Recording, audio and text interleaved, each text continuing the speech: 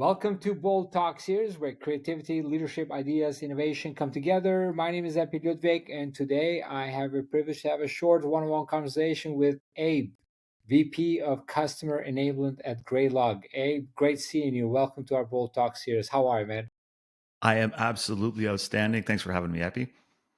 Great to have you, Abe.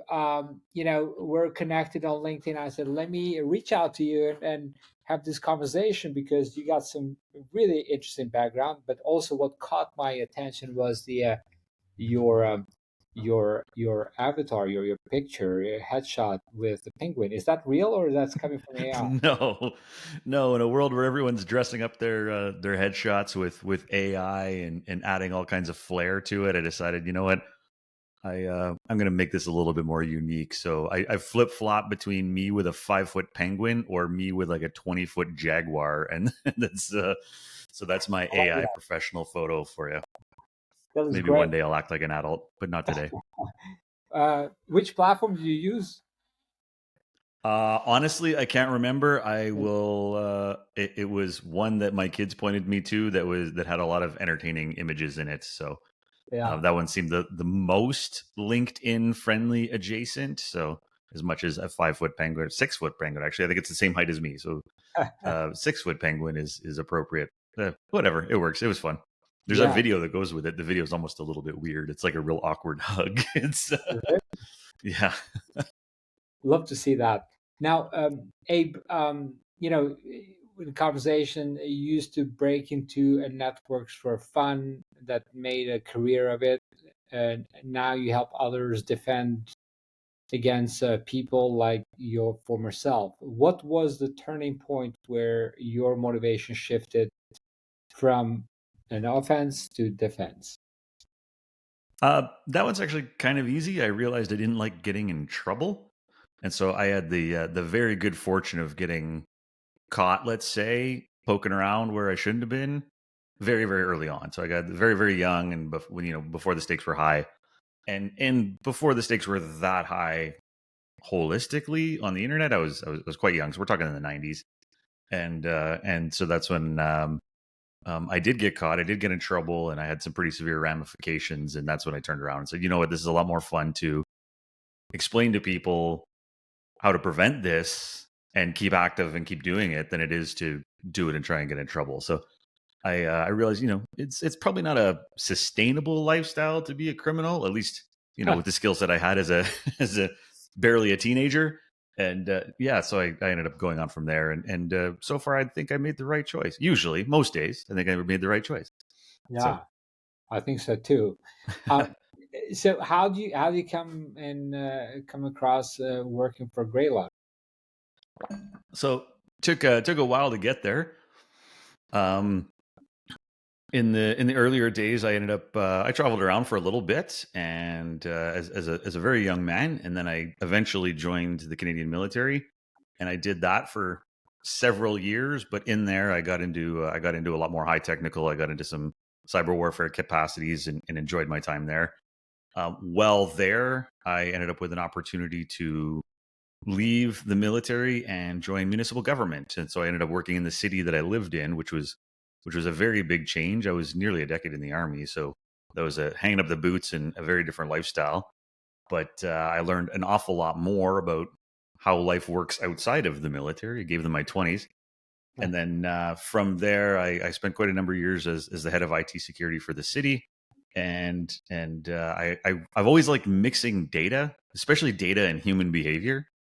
And so I was a Graylog user, and so I used Graylog, a couple other products as well, but I used Graylog primarily, and I would take information and events and start laying a story on top of that, and that's what I really like doing. So towards the end of my time, I was giving talks right at the very very early days of COVID about I called it the waves of how people were reacting, and so I was looking at the date of events of people logging into VPNs, logging into webmail, Mm. and geographically mapping them.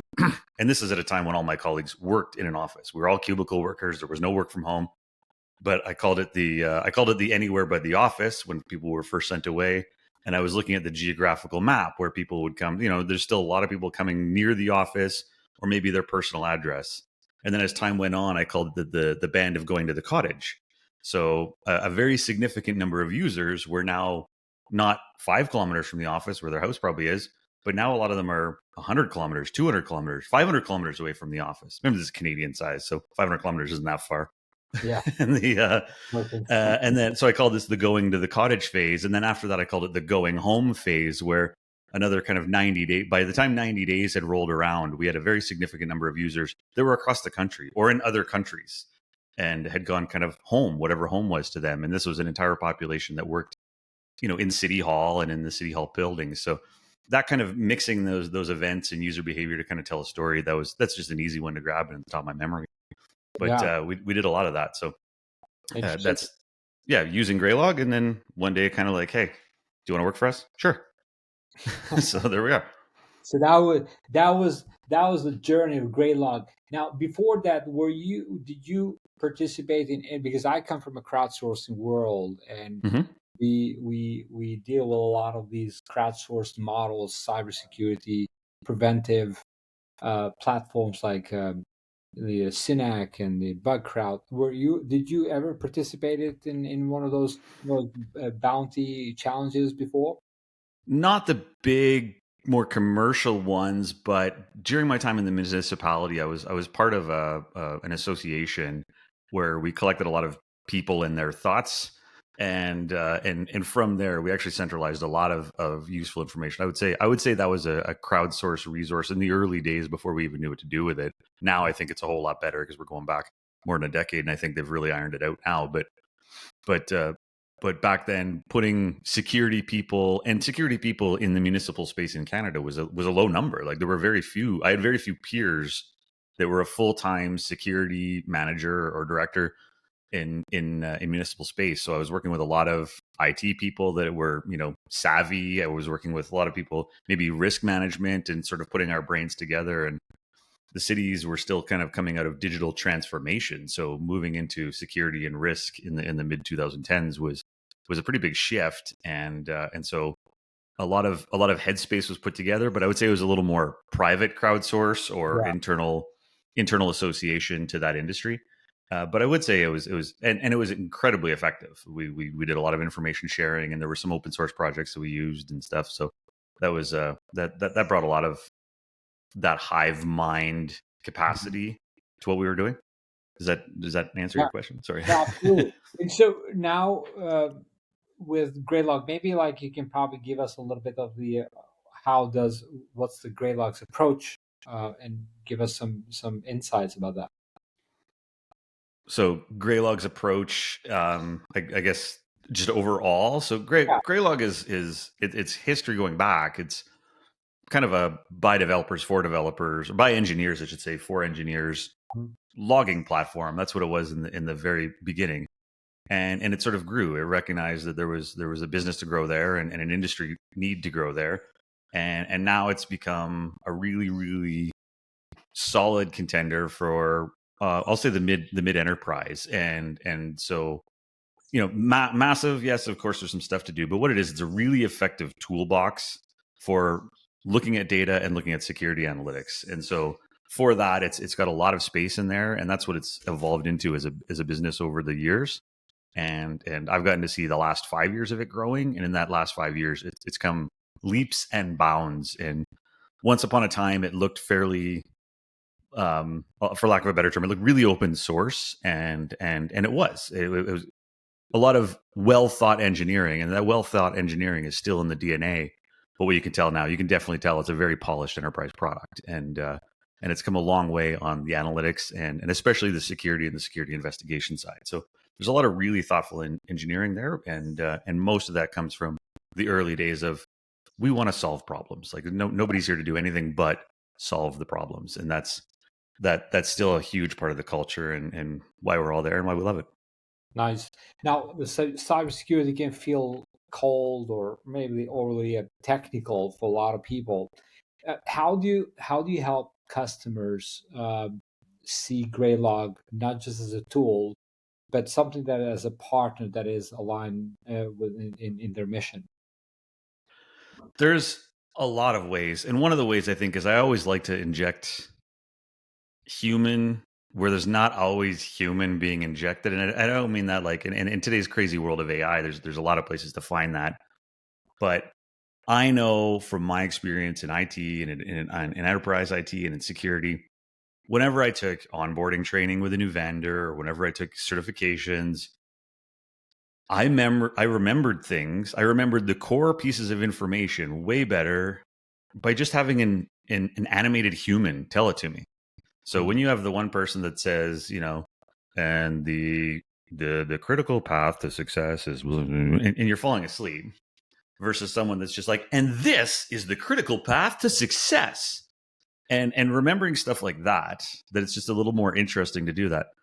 I can teach anyone the material. So right off the bat, one of the first things we did when we were starting up the Graylog Academy is yes, I want someone with the technical chops, but I want someone that's an interesting person. And so one of the resumes that came across my desk is, I spent the last year as Captain Morgan in Seattle.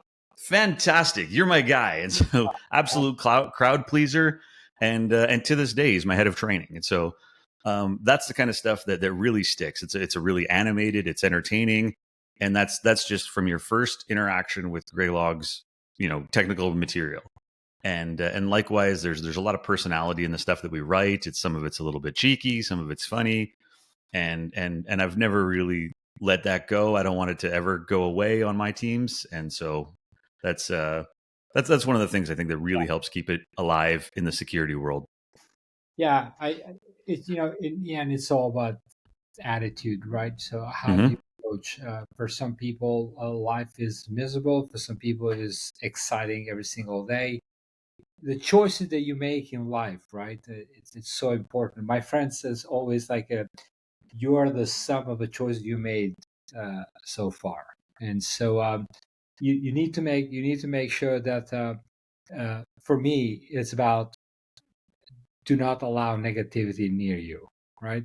Like no negativity, only think about positivity. And how can you bring this positivity to somebody else, because we are always sharing energies, right? So talk about the energy itself, like in terms of the culture and the people at Graylog. uh, how do you keep this culture, this attitude, and get the teams energized within, but also at the same time bringing this type of energy to the customers, like seeing that attitude that you show up with the greatness. That's that's an interesting one. So I think that energy, you can either bring it or you can't. I think it's one that's really hard to teach, and I've never really struggled to find it in my world. And I think the more I interact and the more responsibility they keep lumping with me, the more I get a chance to make it a little bit infectious. So some of that is just me, and it's just innate. And you can see, the people that run podcasts have a level of it too, right? You know exactly what I'm talking about, Epi. But you bring some of that energy wherever you go. But I think I think that's part of it, and I think as long as that's there, and then the momentum is kept by having meaningful work. People know that they're solving problems. People know that they're helping reduce risks in an organization. And even kind of looping back to your earlier question, how do you know that my organization's a partner along the way? Is we can also be, as much as it's energetic and fun. I mean, there's a lot of negative to a major incident, a breach, a major security violations. There's a lot of negative to that too, but that also is easily discussed when it's cold, candid, and ultimately when there's a level of trust. And so as long as there's trust between you and I, trust between us as a vendor, and if I can't do something, I say I can't do something.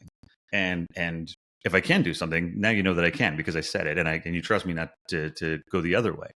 Likewise, when we're going through these events and we're going through the more negative and trying times, I trust you're going to tell me when something is really wrong. You're going to tell me when something is really right.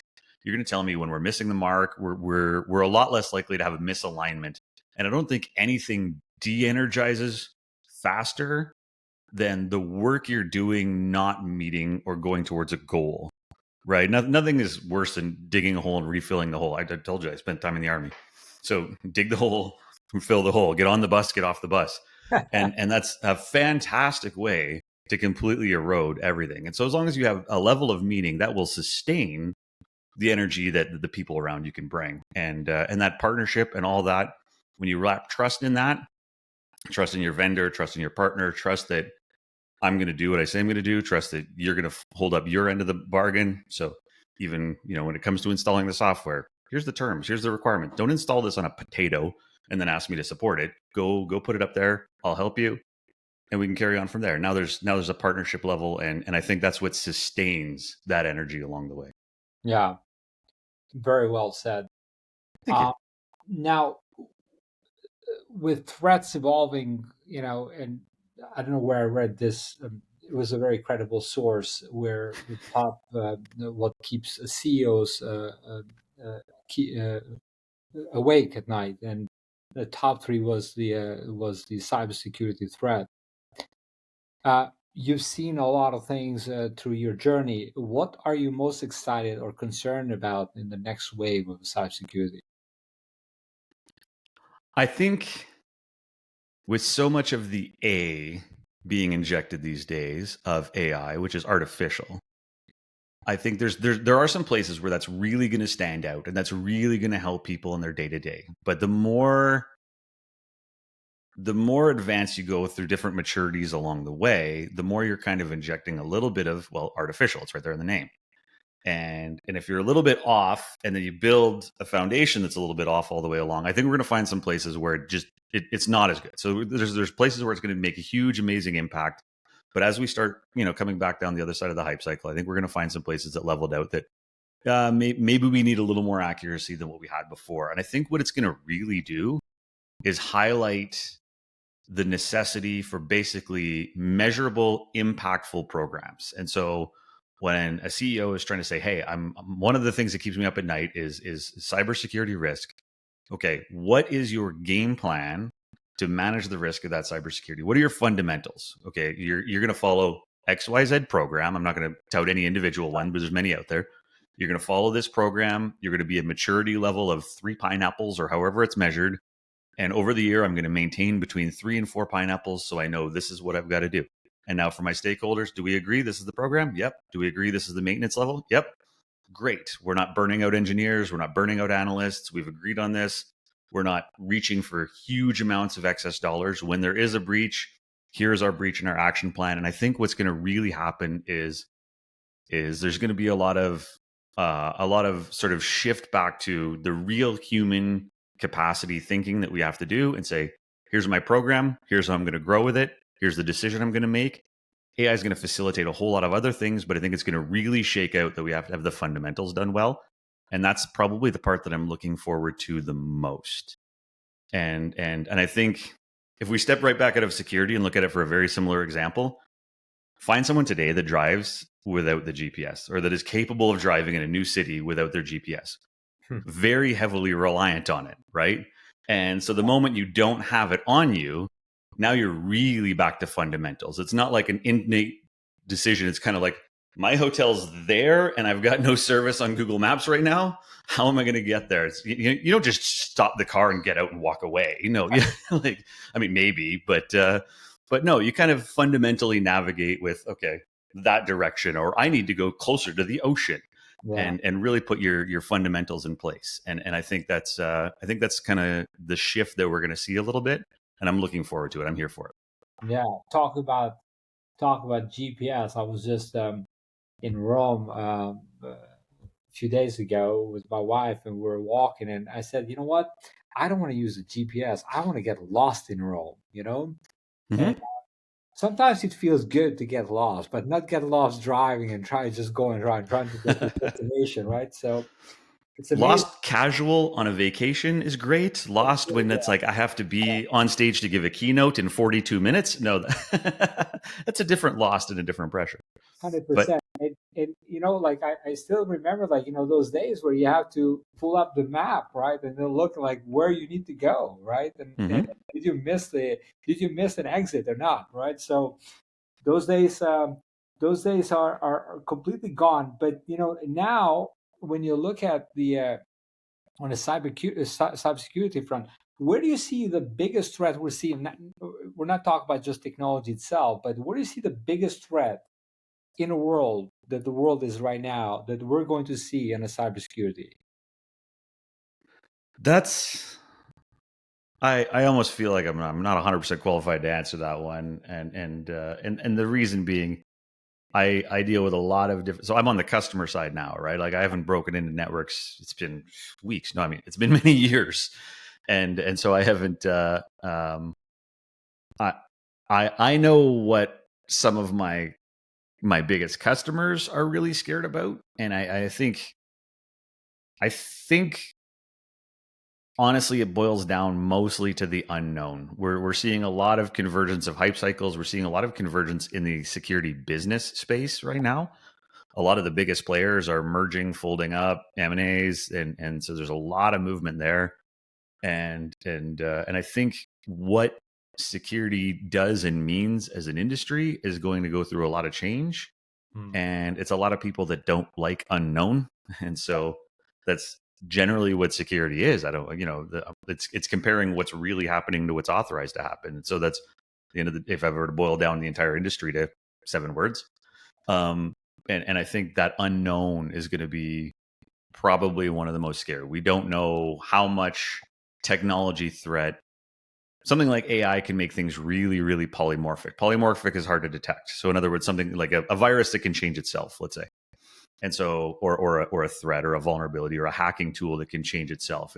I can't load signatures up for that very easily. I can't load even behavioral detections. The moment I know them, Yeah. it's already adapting, and so that's the kind of stuff that scale is a little harder to control. But a lot of the like I said, the coming back to the basics, and I think that's going to be the real fundamentals of security. I think that'll be a big one.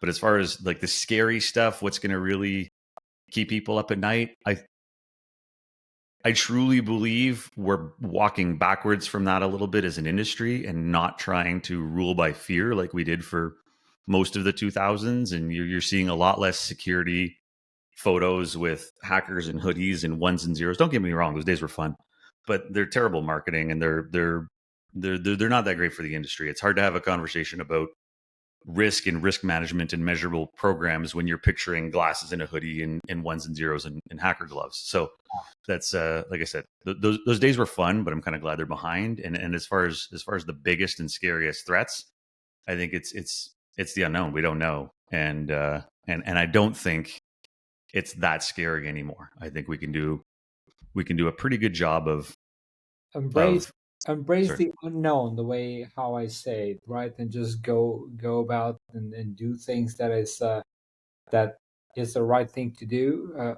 Continuously look out and inform yourself and learn. How do you keep yourself informed and learn? Like, I'm sure you're part of some communities, or what are your books or podcasts that you listen to, or is this something that it keeps you with the trends? I have a few favorites that keep me up, not, that keep me up to date to some extent. Podcast is probably my more common one. I think partly because a lot of the others have been eroded by bots at this point, and so there's a lot of. I know you can deepfake audio and stuff like that, but there's not a whole lot of people making entirely robotic content from an audio, at least not yet. Yeah. Not enough that it's impacted me, at least. And so I like audio. My absolute favorites are Risky Business with Patrick Gray, and the Open Source Security Podcast with Josh Bressers, and oh my god, I can't believe I just forgot the other host's name. Um, Don't worry, we can share. Kurt Seafried. There we go. Ha. Um, yeah, those are probably my favorites. Just for pure entertainment, Darknet Diaries with Jack Resider is also a great one. It's great. I just say pure entertainment. That's wrong. That's very, very wrong. It's very historical, and it's very good. Um, but I guess when I say entertainment, it is typically historical and not future. So, um, but yeah, they're all fantastic in industry audio that I like to listen to. So, Great. Hey, what does word bold mean to you? what does the word bold mean to me? Doing something that's going to make everyone around you look longer than they normally would. That's They pay as far as a bold activity or a bold decision. It's I think that's one that just sort of stands out and stands ahead of the group. So people have a measured expectation of normal, and bold is exceeding that. I mean, even by the definition of font, it's here's normal, and here is a little bit extra, and to me that's bold. I like that. given that extra, always go an extra mile away. Always be great. Thank you for joining me in this Bold Talk series, Abe, and looking forward to seeing you soon again. Take care, be great, and be bold always. Thank you very much. Cheers.